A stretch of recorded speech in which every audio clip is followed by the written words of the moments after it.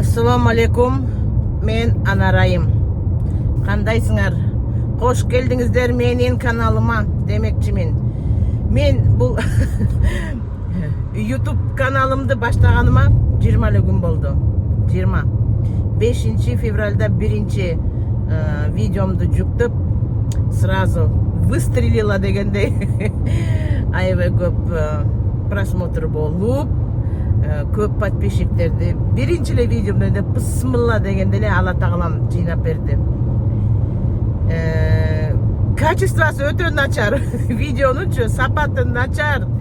Эмне салсам, эмне жөнүндө салсам, ырдай бисемби, биле бисемби дегендей да элди кандай мындай наоборот артка кандай десем баягы, привлекать этпей, ушинтемби же наоборот привлекать этемби. Бу ютубта эмне кылып жүрөт деп айтабы деп ушунун баарына келиним күнөөлүү. Только келинимди күнөөлөйм. Анан абышкам күнөөлүү. Ушу ютуб баштаганыма айтайынбы? Абышкам көп жылдардан бери айтып жүрөт. Ютуб баштабайсыңбы? Ютуб тартпайсыңбы деп. Эмне жөнүндө тартам? Экөөбүздүн турмушубузду тарт. Экөөбүз кантип таанышканыбыз, экөөбүз согушканыбыз, экөөбүз табышканыбызды ошондо тарта бер. Эмнеге? Элдер наоборот, элдин көйлөрү куй андай эмелерди тартпа. Эмне кыласың, үй бүлөлүк турмушубузду эмет депчи. Бетин буруп алайын. Элге жарыялабай эмне кыласың дейт экен, сен эмне мени тартып атасың деп такыр болбой жүрдүм. Анткени оказывается ал деген бир келин менен аэропортто отуруп таанышып сүйлөшүп калган окшойт. Эмне менен алек болосуң десе, ушундай YouTube тартам, ошондон тыйын тыпыртабам, ана момча табам деп айткан го. Ошондон бери эле ушу абышкам давай башта дедим. Мен жок, YouTube тартпайм, TikTok менен эле алек болом деп эле. TikTok менен эле жүрдүм 3 жылдан бери. TikToктон эч пайда тапкан жокмун, чын айтам. Жакшы достор таптым албетте. Анан келиним да күнөөлүү. Бул жерден апа, сиздин харизмаңыз бар. Апа, вы же когда-то еще начинали, мен действительно начинала по ковид кезинде 2020 жылы мен баштагам англис тил курсун окутупчу, анда деле бат эле 1000 подписчик жыйнап таштап салгам, ооруп калдым, кайдан оң коюп, оң коман жыгылып, эл катары мен деле оорудум.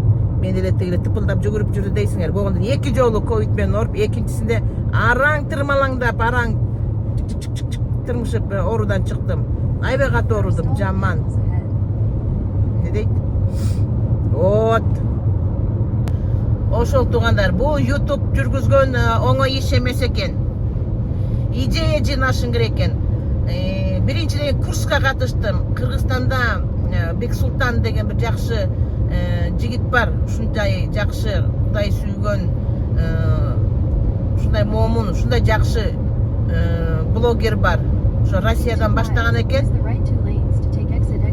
Анан келип Кыргызстанда улантып аткан экен. Ошол курс жарыялап калгандан эле ошо YouTube тартканды үйрөтөм, кандай блогер болушту үйрөтөм дегенден жазылып, кадимкидей эле тыйын тыпыр төлөп эле катыштым.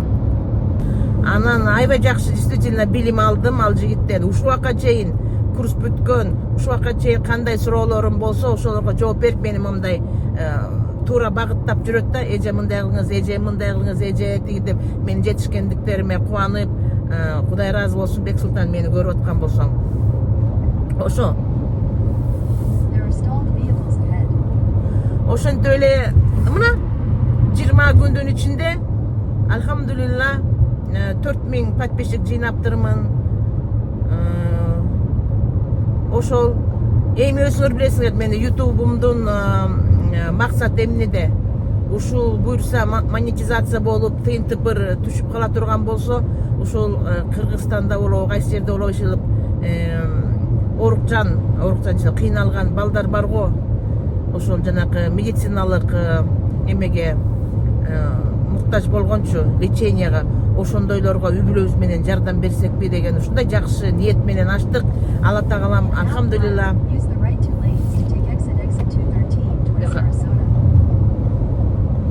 линия алмаштырайын бірақ өзүм да каты кетип баратам. Ошо максаты жакшы да, ошо буюрса иншаллах Алла тағалам деле өзү колдоп атат окшойт. Анан мен ыраазымын, аябай ыраазымын. Уктум онго бурулат экен, ооба. Кечке сүйлөйт, мен менен кошо жарышып. Буюрса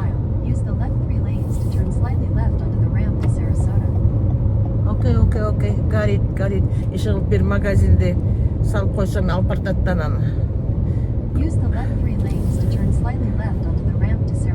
Келиним апа бир кофта дегеннен ошону издеп жүрөм. Так, все еще могу поворачивание делать. Так, все.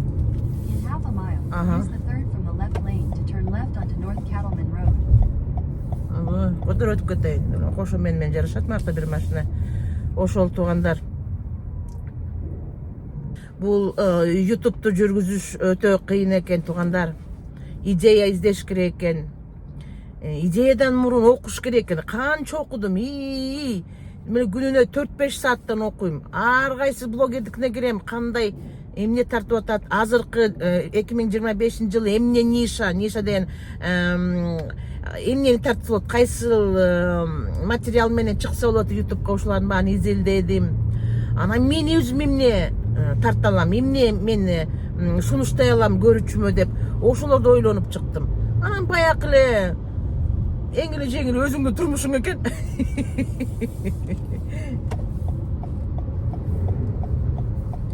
Стоять. Өткөр мени. Өзүңдүн турмушуң экен. Анан баягы жолдошум деле эме болгон жок да. Каршы болгон жок да. Ошо жакшы мотивация кылып, өз курактуу, өз теңдеш келиндерге Окей, got it. Моякып киреткан турбайм мен. Биякта магазин көптөрү жакпайт маган. Башка жерге келсем болмок экен, нончо. Эмне деп айтып аттым эле мына. Анан ушул ажырашкан келиндерге мотивация берип, эч качан чөкпөгүлө, кайгыга чөкпөгүлө, канча эме ооруп жүргөндөрүбүз бар, туурабы?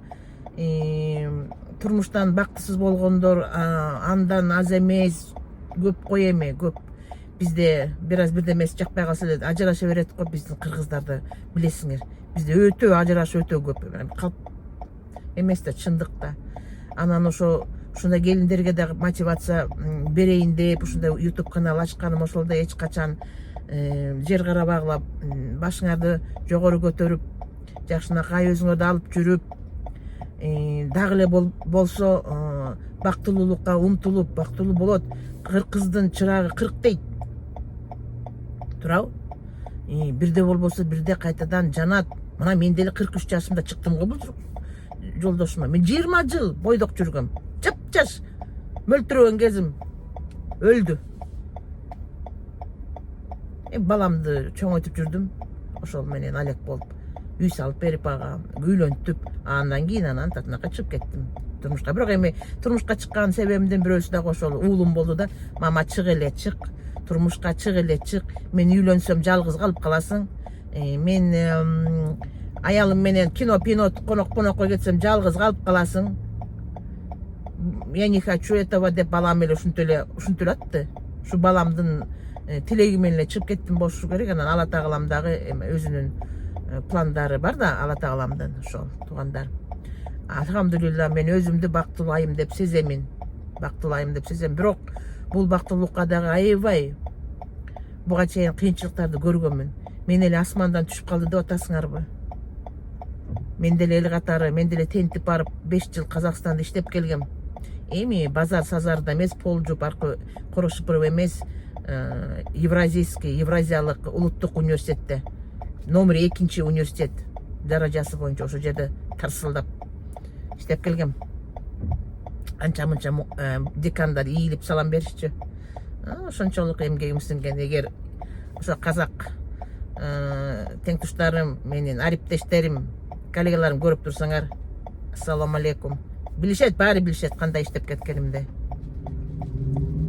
Достойно иштеп кеткем. Кыргыздардын жүзүн жерге каратпай. 600 feet, slight right. Кыргыздардын кыздары ушундай болот. Кыргыздын мугалимдери ушундай тың сабак берет деп сон сабактарды берип жакшы кызмат өтөп келгенбиз. Казакстанда дагы альхамдулилла тыйын тыпыртап дегендей анча мынча материалдык положениябызды дагы оңдоп алдык. Альхамдулилла, Кудайга шүгүр. Road. Эмне дейт? In 300 feet at the traffic circle, take the first exit.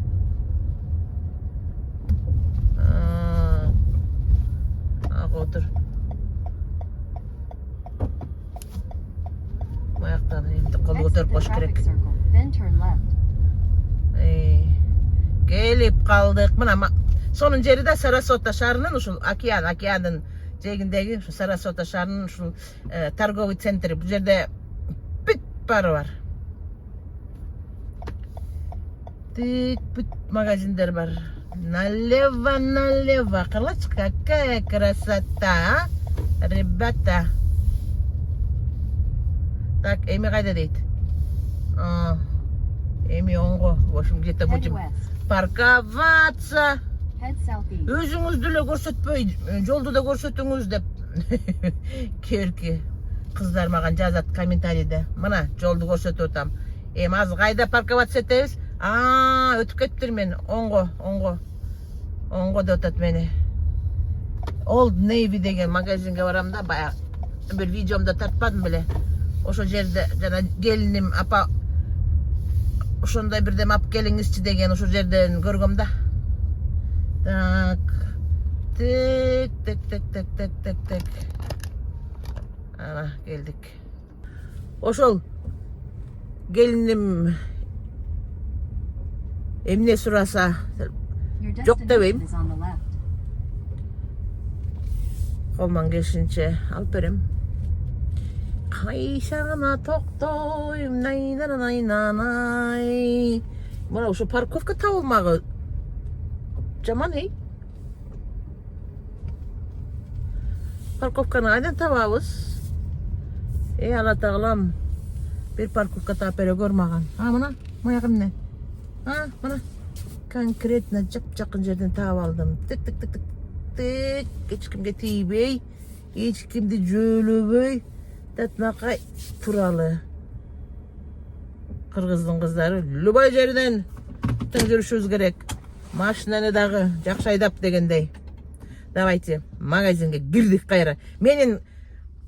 Менин эрмегим эмне? Ушул магазинге эле келем, ар кайсы магазиндерге барып, басып, кичине кан жүгүртүп, бирдеме тапсам алам, таппасам албайм. Жөн эле жүрө берем. Эмне кылайын эми, эмне кылайын? Үйдө кечке отура берсем эмне? Же баккан балам болбосо, неберем болбосо биякта, неберем болсо багып үйдө отурат элем. Аны өзүм Алла Тааламдын берген рызкысын көрүп атабыз, жашоосун көрүп атабыз. Альхамдулилла. Ну давайте, ребята. Жакшы бапылдап сүйлөп бердимби? Жактыбы? Мен каналыма жазылгыла. Мен каналыма апалар дагы эле жакшы жазылып атасыңар. Молодцы. Эми жаштар да жазылгыла. Могу эжедей карыйлы, эжедей бакубат жашайлы, тарсылдап ушул эжедей жүрөлү деп. Мен мугалиммин. Так что, все, давайте.